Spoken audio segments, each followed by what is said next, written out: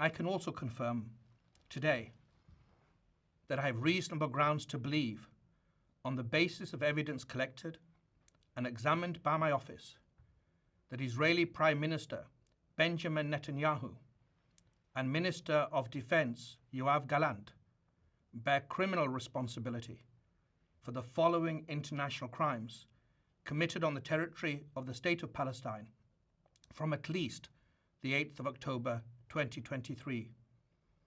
The crimes include starvation of civilians as a method of warfare, willfully causing great suffering, serious injury to body or health or cruel treatment, willful killing or murder, and intentionally directing attacks against a civilian population, as well as crimes against humanity of extermination and/or murder, persecution, and allegations of crimes of committing other inhumane acts. It's alleged that these crimes were committed in the context of the ongoing armed conflict and as part of a widespread and systematic attack against the civilian population of Gaza pursuant to a state policy. Unfortunately, these crimes continue to this day. My office submits that these individuals, through a common plan, have systematically deprived the civilian population of Gaza of objects indispensable to human survival. We have reached that conclusion based upon interviews with survivors, many eyewitnesses, experts, from satellite imagery, statements from Israeli officials, including the 2 individuals subject to the present application, as well as based upon several hundred authenticated videos, photographs, and audio recordings, many of which were taken and shared by victims and eyewitnesses themselves. This systematic deprivation resulted from a decision to impose a total siege on Gaza by completely closing the 3 border crossing points, Rafah, Kerem Shalom, and Erez, for extended periods of time, and by arbitrarily restricting the transportation of essential supplies, including food and medicine, through the border crossings after they were reopened. The siege, the total siege, also involved cutting off cross-border water pipelines from Israel to Gaza, which is the principal source of clean water for the population in Gaza.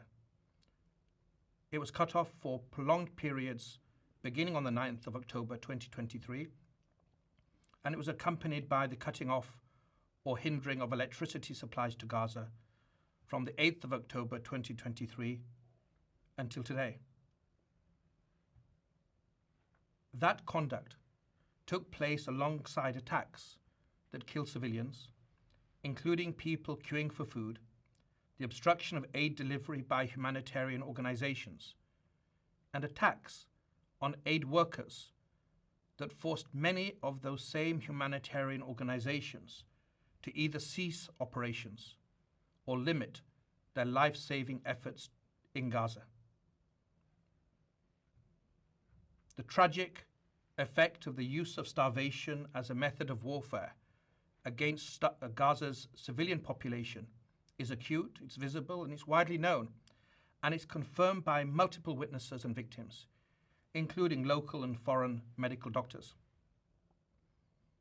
That starvation has caused and continues to cause deaths, malnutrition, dehydration, and profound suffering among the population.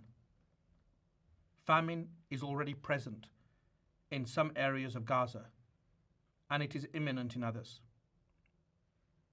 My office charges Netanyahu and Gallant as co-perpetrators and as superiors in the commission of these alleged crimes. Israel, like all states, has the right to defend its population.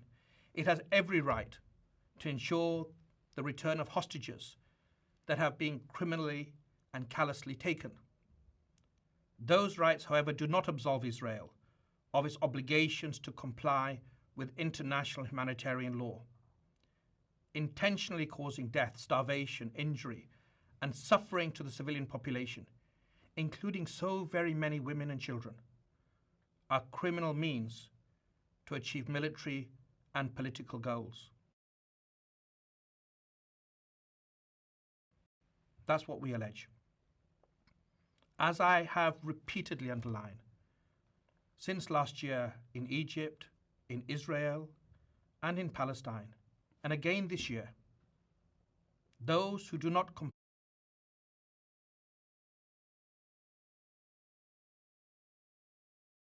comply with the law should not complain later when my office takes action based upon solid evidence. That day has come.